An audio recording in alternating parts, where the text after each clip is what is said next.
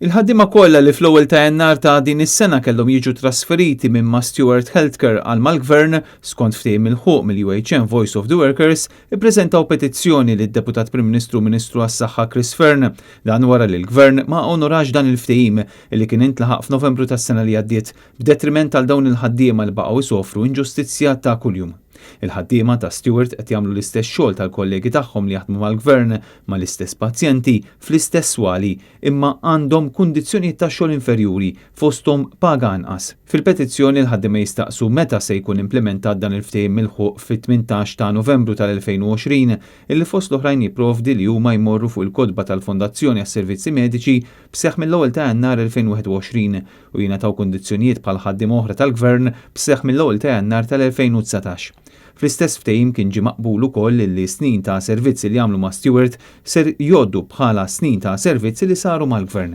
Il-petizzjoni li kienet iffirmata mill-professjonisti kollha li jaħdmu ma' Stewart li b'kollox jammontaw għal 44 kienet preżentata flimkien ma' ittra firmata mill-Kap Eżekuttiv tal-UHM Voice of the Workers Joseph Vella u mill-assistent direttur Gian Paul Gawċi illi nnegozjaw f'isem il-ħaddiema.